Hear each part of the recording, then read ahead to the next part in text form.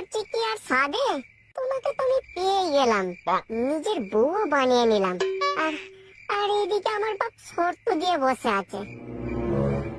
কি শর্ত দিয়েছে তোমাকে? বাবা বলেছে বিয়ের পরের দিনই নাতি চাই।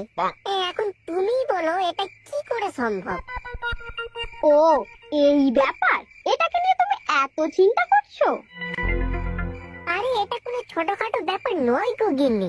কালকে আমার বাপ নাতির মুখ না দেখতে পেলে তোমাকে আর আমাকে দুজনকে ঘর থেকে বের করে দেবে, বুঝেছো?